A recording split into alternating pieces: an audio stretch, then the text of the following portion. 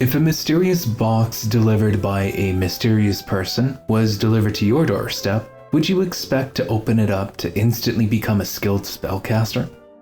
Chances are pretty low on that, I bet. For me, it's more likely that it's just Amazon knocking on my door. But what came with The Sims 1's Making Magic expansion pack was a plethora of gameplay experiences that are held in the highest regard of Sims players everywhere. But will my review of Making Magic be held in high regard by that same Simmer community, or will I be shunned and banished like they had casted a spell on me in this review of the final installment of the Sims 1 franchise? As mentioned in previous episodes, I will be looking at the following criteria, scoring it out of 10 based on my opinion and game and playing experience. And that criteria includes the concept, gameplay features, the impact on the current franchise, and the impact on future franchises. Based on those scores, I'm going to throw each of these games and expansion packs on a tier list at the end that I have created. And today we are going to cover the Sims Making Magic expansion pack, which is an expansion pack that is just so highly regarded by the Sims community and something that I'm very excited to discuss. So let's begin with talking about the concept. If you take all of the campy, whimsical charms of The Sims 1 and dump a bucket of magic into it, you get The Sims 1 Making Magic expansion pack. Normally, an expansion pack built entirely on charm lacks depth, but that's not the case here. Making Magic's depth comes from its concept, and its concept takes us to Magic Town, a magical sub-neighborhood where we can visit Calamity Forest and Creepy Hollow, two districts that allow us to take our Sims to a carnival and to learn magic, and even purchase a pet dragon. As the last entry in the Sims 1 franchise, Making Magic delivered on a concept that serviced all of the odd charms and twists that the franchise has been leading up to, which is the supernatural. In every expansion pack, there has been an element of the supernatural, such as Miss Lucille doing palm readings in Old Town, or Sunny the Tragic Clown, and there's many more examples out there. It really only made sense that the next installment after Superstar would be one that focused on capitalizing on those kinds of supernatural themes with an expansion pack that puts the supernatural front and center. For me, Magic Town is my top two sub-neighborhoods in the franchise because it is quite frankly beautiful, and I keep saying it, but charming as well. You see, in The Sims, there was no such thing as seasons. The closest we got to seasons at this point in the franchise was the Vacation expansion pack, where Sims could visit snowbound lots. We were missing the season of autumn, and I guess spring, but more so autumn. And since it was very clear that EA never intended to make a seasons expansion pack for The Sims 1, it made a lot of sense to place Magic Town in a perpetual state of autumn, a concept that I may be borrowing for my own custom Sims 3 world as well. Just a nice little teaser in there. I also wanted to mention that the release date for Making Magic was on October 28th, making it the perfect time to release such an expansion pack with its Halloween-friendly themes. I mean, who wouldn't want to add a little magic to their Sims file save for Halloween? I think that EA and Maxis had a lot of fun creating this concept, and I think that it shows in the game, and I will give Making Magic a 10 out of 10 on its concept. To me, this is a case where EA and Maxis set up their franchise to lead up to Making Magic's arrival, whether it was at the end or towards the beginning, and I think that it paid off in spades. But how does it deliver on the concept? Well, let's talk about the gameplay. Firstly, it isn't lost on me that Making Magic is following the Hot Date expansion pack formula, being that the developers place a loading screen that players have to go through in order to access its unique gameplay features. The trick with using the Hot Date expansion pack formula is that your gameplay features need to be robust and unique enough to convince players to take that journey through the dreaded loading screen. To be fair, The Sims never really had this particular problem until later franchises. And with that said, the gameplay offered in The Sims 1 Making Magic was pretty robust. Superstar and Making Magic felt like they were exploring the hard limits of The Sims 1 in a good way.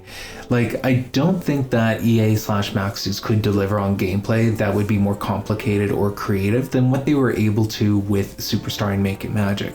I will give them that credit there.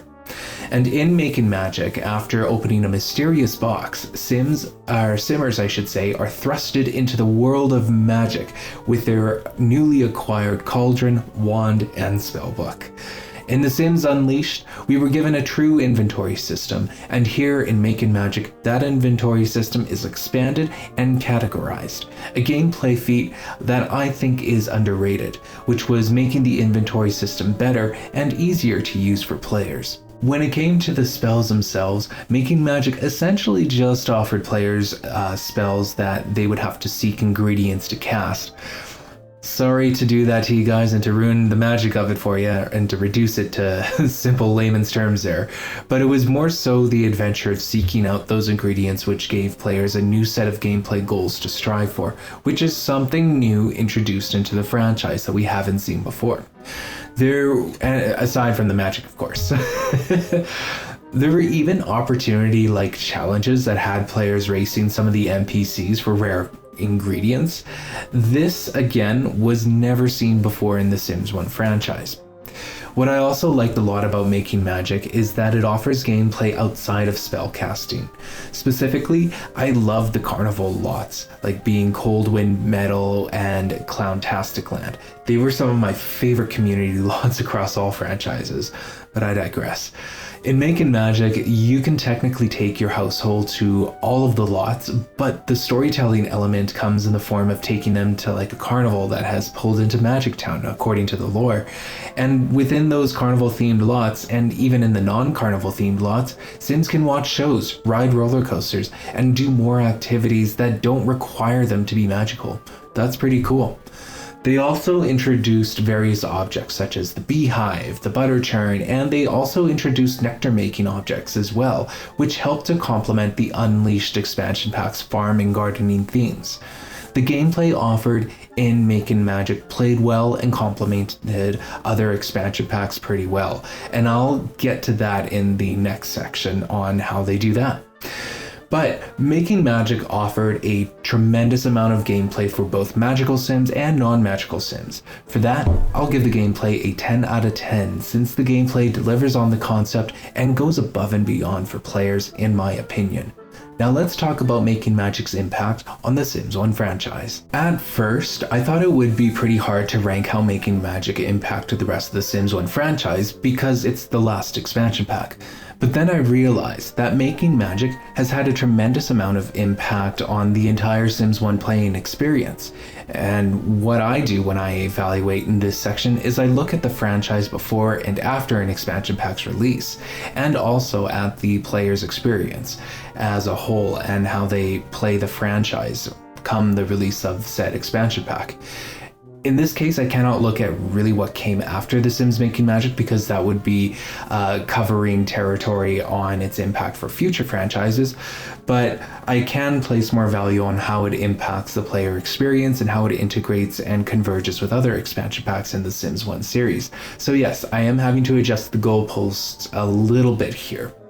With that said, when I look at how Making Magic impacts a player's experience playing the entire Sims 1 franchise, I think that it is clear that Making Magic embellishes everything that came before it. Making Magic essentially capitalizes on the supernatural themes introduced in the base game and Living Large. It also gives players a new sub-neighborhood to play in. It also enhanced the inventory and gardening gameplay mechanics introduced in Unleashed, and I'm sure that there are other expansion packs that it converges very well with. I mean, there are even unique spells offered in Making Magic if you have other expansion packs installed, such as one that increases your fame, so it converges well with Superstar there. In my opinion, Making Magic retroactively converges with the other expansion packs the best for the reasons that I just listed. Plus, I also think that setting the theme of Magic Town in the Season of Autumn really helped to inspire future expansion packs and give players a little bit of FOMO, dare I say, for seasonal gameplay. This shouldn't be a surprise, but even though Making Magic had an uphill battle for impact on the Sims 1 franchise, I'm gonna give it a 10 out of 10 for its influence on the rest of the Sims 1 franchise, since Making Magic did more than just give us supernatural gameplay. It retroactively improved on a lot of gameplay mechanics of past expansion packs. And its influence on future franchises? Well, let's discuss them. Well, okay, let's face it, supernatural gameplay and magic gameplay hasn't exactly translated well in future franchises, but that's not Making Magic's fault. I just wanted to mention that since the Fame gameplay, supernatural gameplay was done very well once a long time ago, specifically in the Sims 1 franchise, and I don't think supernatural or Fame gameplay has really been done great in future franchises. That's not the fault of the Sims 1 franchise there. I think that a lot of it can be credited, a lot of the success of Making Magic can be credited to Magic Town being offered as a sub-neighborhood, since it made supernatural gameplay feel more like an option for players rather than gameplay that was forced onto you, or gameplay that was kind of kicked off to the side like it was in The Sims 2 Apartment Life. And like I mentioned before, it offered so much more gameplay than just magic alone. EA, time to take notes on what you've done before. What Making Magic showed EA is that players want gameplay that allows them to dive into the supernatural, and EA has tried to capitalize on this concept, but I personally think that future reinterpretations of Making Magic failed. That hasn't stopped them from trying to capitalize on this concept, but they wouldn't try it if players didn't want it. If I'm going to be completely honest, I don't think that I really played a lot of the magical gameplay elements of Making Magic, as I was more concerned with nectar making and taking the household to visit the carnival lots. But that doesn't deny that players always ask for more supernatural gameplay in their Sims franchises. It's just that when it comes to the expansion packs, there is a risk of offering gameplay features only to a select niche of your players that would enjoy it. And maybe I'm just a really picky player myself, but I think that offering gameplay and expansion packs that can appeal to wider audiences, even as secondary features, is certainly something that should be considered going forward, or reconsidered in this case. Okay, maybe that was more of a rant than an analysis, but back to Making Magic. Making Magic continues to this day to be the reference.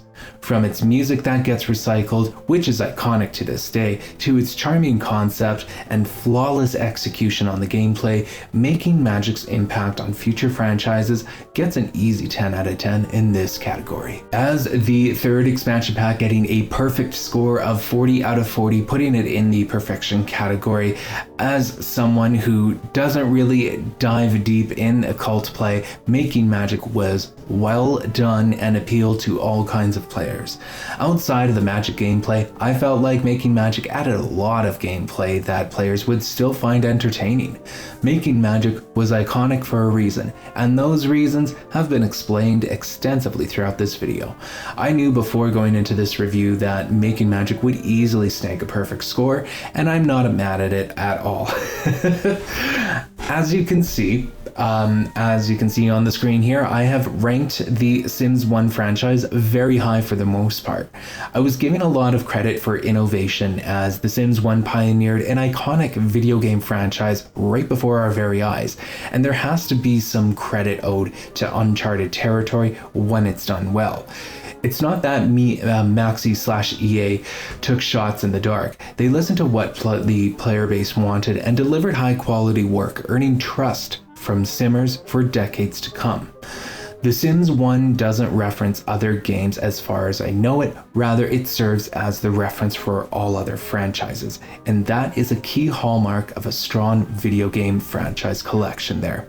And yes, I did give a lot of 10 out of 10s, and one thing that I practice as a principle is that if something cannot be executed perfectly, or if something can't achieve a perfect score or be executed perfectly, then you can't measure it as such. It has to be obtainable for a perfect score. And I feel like just looking back on it, Hot Date Unleashed and Making Magic all deserve the perfect scores that they got, because they executed on their concepts and their impacts and their gameplay flawlessly, in my opinion. I don't think we could have gotten any better expansion packs than those. And same goes, wait, the base game wasn't marked perfectly. So yeah, all of the expansion packs I just mentioned were marked perfectly, and I strongly stand by them, and I'm not changing on them. I said what I said. Anyways, moving forward, I would also say that The Sims 1 as an entire franchise established key expansion pack pillars for all other life simulation games to follow. Those expansion pack pillars would actually be like a downtown or an urban themed expansion pack, a vacation themed expansion pack, a pets themed expansion pack, a fame themed expansion pack, and a supernatural themed expansion pack. And no, Seasons and University are not expansion pack pillars yet, because we are talking about the Sims 1 franchise right now. That'll be in the Sims 2 franchise, so spoilers there. I'll save that for when I tier the Sims 2 franchise, which is up next, by the way. So, by establishing these expansion pack pillars, it also established some concrete expectations from the life simulation player base. For example, if there's another life simulation game outside of The Sims making its way into the market, and they're going to have to contend with players wanting urban play or pets or seasons. And I think that that is something that we can all agree on, is that people are going to be asking for these features no matter what franchise tries to do a life simulation game. The thing is that no other video game studio has ever attempted to try and compete with The Sims up until recently. And a big reason for this is that players will always compare a life simulation game to the Sims franchise, whether it's Sims 1, 2, 3, or 4. And also, those players would demand a franchise, not a standalone game. And the players have every right to want what they want. I know I would be no different, hence why I've made the videos I have about Life by You. And so during this, I guess, a mini review series, I suppose, I also felt like it was important to establish measurable standards to keep myself as objective as possible. I mean, every review is going to be subjective no matter what. There's always a degree of subjectivity to it, but having these measurable standards and scores was certainly something that helped to keep me in check and all of that. And so even though the tiering looks like this at the end of the day today, my favorite expansion packs from The Sims 1, from a more subjective approach, would actually look like this, as you can see on screen now. And yes, Superstar was indeed my favorite, with Hot Date and Making Magic coming next. But at the end of the day, the objective review actually placed Making Magic, Hot Date, and Unleashed at the top of the pack, which goes to show that if we take the time to look at things from different perspectives, that we can learn to appreciate qualities that we didn't realize were important to us. In my case, it would be all of the Unleashed gardening and inventory gameplay that I really valued there, and saw value for other players that didn't necessarily want to play with pets. And that would be myself included. And that will about do it for reviewing and tiering the Sims 1 franchise. If you enjoyed this review and my thoughts on the Sims 1, Making Magic, and the Sims 1 franchise in its entirety, then feel free to like and consider subscribing if you haven't already done so. Furthermore, I just wanted to take a moment to say thank you for watching, and that you're more than welcome to share your thoughts, stories, or anything else that you want to share about Making Magic and the Sims 1 franchise. My comment section is open, and you are more than welcome to make your voice heard. So up next, I guess I will start reviewing the Sims 2 franchise. Now I know that there is a much larger fan base for the Sims 2, and I gotta give you guys a heads up. I won't be holding back on my thoughts and opinions on it either. So I look forward to seeing you guys in the next review, tier review, I suppose, for the Sims 2 franchise. Anyways, I want to thank you again for watching, and I hope you have yourself a wonderful day.